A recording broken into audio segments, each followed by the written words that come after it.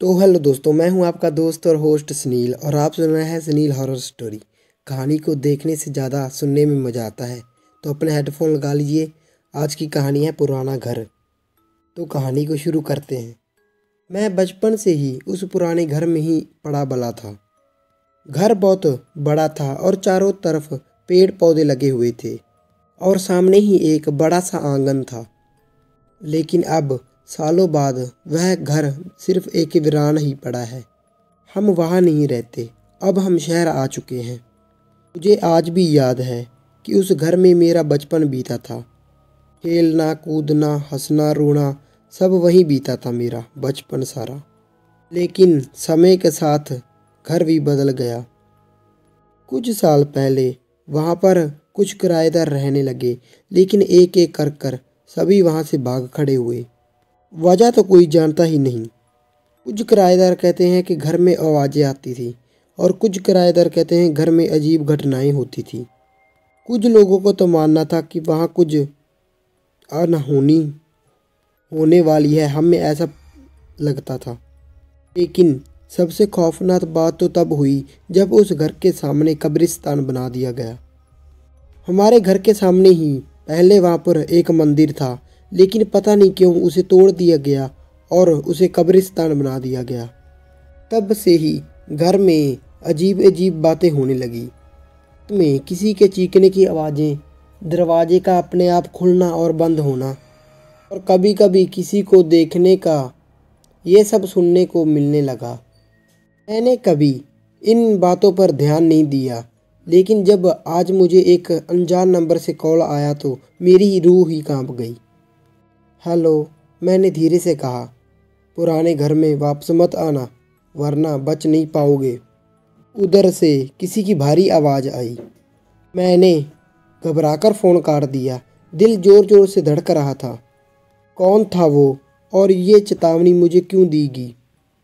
क्या सच में वहाँ कुछ था? अब मेरे दिल में ये ठान लिया था कि अब मुझे सच का पता लगाना ही था और इसके लिए मुझे उस पुराने घर में जाना ही होगा। मैंने खुद को समझाने की कोशिश की कि ये किसी की शरारत हो सकती है, लेकिन मन एक अजीब सा डर बैठ गया था। पुराना घर और उसके सामने बना कब्रिस्तान, इन दोनों का रिश्ता क्या था? शहर के पास वह पुराना घर ज़्यादा दूर नहीं था, लेकिन वहाँ के जाने के लिए एक सुनसान रास्ते से गुजरना पड़ता था।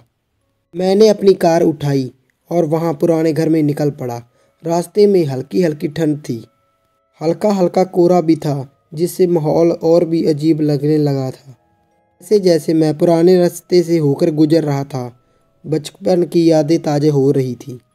मैंने सड़क के किनारे लगे पुराने पेड़ों को भी देखा, जो पहले भी थे, लेकिन अब वह सूख चुके थे।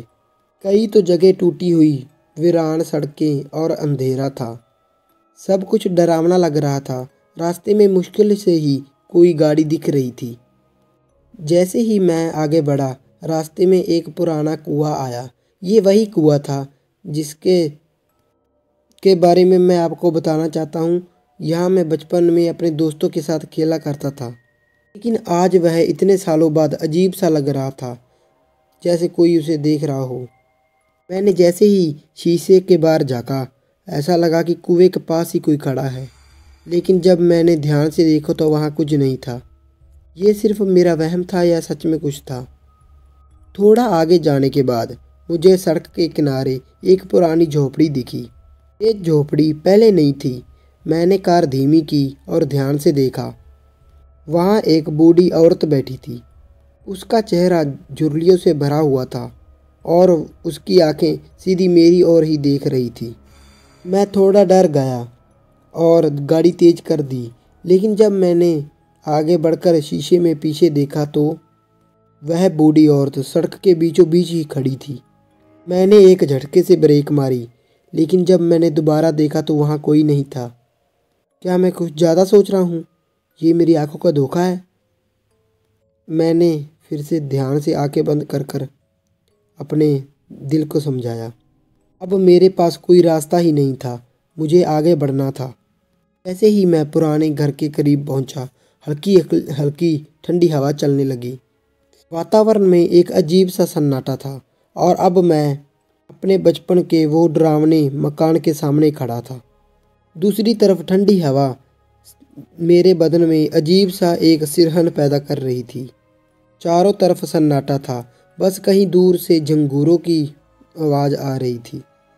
वह घर जिसमें मैंने अपना बचपन जिया था, लेकिन आज वह किसी खंडर से कम नहीं लग रहा था। दीवारों पर काई जाम चुकी थी, खिड़कियों के कांच टूट चुके थे और दरवाजे की लकड़ी जगह जगह से उखड़ चुकी थी। मेरे कदम धीरे धीरे घर की ओर बढ़ रहे थे। दिल जोर जोर से धड़क रहा था, लेकिन मैं खुद को समझाने लगा, ये सिर्फ एक पुराना घर है, इसमें डरने की कोई बात नहीं है। दरवाजे पर हाथ रखते ही उसकी लकड़ी मुझे ठंडी महसूस हुई, जैसे वहाँ बरसों से ही किसी का इंतजार में बंद पड़ा हो। मैंने हल्का सा धक्का दिया और दरवाज़ा अपने आप खुल गया। घर के अंदर घना अंधेरा था। मैंने अपने मोबाइल की टॉर्च जलाई और चारों तरफ देखा। मकड़ी के जाले चारों तरफ जमे हुए थे और फर्श पर मोटी परत जमी हुई थी धूल की, और हवा में एक अजीब सी बासी हुई महक थी। मैं धीरे धीरे अंदर बढ़ा। हर कदम के साथ अतीत की यादें जिंदा होती जा रही थी। वह कोना जहाँ कभी मेरी पढ़ाई की मेज हुआ करती थी, वह सीढ़ियाँ जिस पर बैठकर मैं घंटों सोचता था, और जहाँ कभी हंसी खुशी की गूंज थी, लेकिन आज वह सब कुछ वीरान था। मैं आगे बढ़कर आंगन में पहुंचा ही था कि पीछे से दरवाज़ा खुद ब खुद बंद हो गया। मैं घबरा गया। मैंने मुड़कर देखा, लेकिन वहाँ कोई नहीं था। हवा भी नहीं चल रही थी। फिर भी दरवाज़ा अपने आप बंद कैसे हो गया? अब मैं थोड़ा डरने लगा था, लेकिन मैंने खुद को संभाला और आगे बढ़ने लगा। मुझे सबसे पहले अपने पुराने कमरे को ही देखना था। सीढ़ियों पर जैसे ही चढ़ते ही हर कदम की गूंज पूरे घर में फैल रही थी। वह आवाज़ इतनी अजीब थी कि लगा कि जैसे मेरे साथ कोई और भी चल रहा हो, लेकिन जब मैं मुड़कर देखा, वहाँ कोई नहीं था, सिर्फ मैं अकेला ही था। मैंने अपने पुराने कमरे का दरवाज़ा खोला। अंदर का दृश्य देखकर मेरा दिल तेजी से धड़कने लगा। कमरा पूरी तरह वैसे ही था जैसा मैं छोड़ गया था, लेकिन एक अजीब चीज़, वो इतनी अजीब थी। मेरी पुरानी कुर्सी हिल रही थी, जैसे उस पर कोई बैठा हो। मैं घबरा गया। मेरे हाथ पर ठंडे पड़ने लगे। अचानक, तुम वापस क्यों आए? किसी ने मेरे कानों के पास फुसफुसाया। मैंने एक झटके से मुड़कर देखा, लेकिन आसपास कोई नहीं था। अब मैं समझ गया था कि ये सिर्फ पुराना घर नहीं रहा। यहाँ कुछ था, कुछ ऐसा जो मुझे यहाँ नहीं चाहता था। कमरे में अजीब सी ठंडक महसूस हो रही थी और मेरी पुरानी कुर्सी जो अभी भी हिल रही थी। वही बोल फिर से सुनाई दिया, तुम वापस क्यों आए? वो आवाज़ इस बार और भी करीब से आई। तेजी से मुड़ा, लेकिन कमरे में मेरे अलावा कोई नहीं था। दिल मेरा जोर जोर से अब धड़क रहा था। मेरी सांसें और भी तेज हो गई थी। अब मुझे बस यहाँ से निकलना था। मैं तेजी से दरवाजे की तरफ भागा, लेकिन दरवाज़ा जाम हो चुका था। मैंने पूरी तरह से धक्का देने की कोशिश की, लेकिन दरवाज़ा टस से मस नहीं हुआ। अब मुझे ऐसा लगने लगा था कि किसी ने मुझे अंदर कैद कर दिया हो। तभी एक अजीब सी आवाज़ पूरे कमरे में गूंज उठी, ये घर अब तुम्हारा नहीं बल्कि हमारा है। कमरे की दीवारों पर अपने आप खून आ गया। दरवाजे खुद ब खुद खड़खड़ाने लगे और छत से धूल गिरने लगी। मैं खिड़की की ओर देख रहा था, लेकिन अब वहाँ धूल दिख रही थी। तभी मेरी नज़र शीशे पर पड़ी। उस कमरे में रखे हुए मेरा ही प्रतिबिंब, लेकिन उसकी आंखें लाल थीं और वह मुझे ही घूर रहा था। भागो! ये आवाज़ मेरे कानों में गूंजी, जैसे मुझे कोई आखिरी चेतावनी दे रहा हो। मैंने पूरी ताकत से दरवाजे को धक्का दिया और आखिरकार दरवाज़ा अपने आप ही खुल गया। मैं तेज़ी से सीढ़ियों के नीचे से भागा, लेकिन जैसे ही मैं आंगन के पार पहुंचा, दरवाजे के बाहर देखकर मेरी तो चीख ही निकल गई। वहाँ जहाँ पहले ज़मीन हुआ करती थी, अब वहाँ सैकड़ों पुरानी टूटी फूटी कब्रें दिख रही थी। कुछ कुछ कब्रों से तो धुआं भी उठ रहा था और कुछ के ऊपर से खून के धब्बे लगे हुए थे। सबसे डरावनी बात तो ये थी कि उस कब्रों से अपने आप सफ़ेद साए निकल रहे थे, वो जाग चुके हों।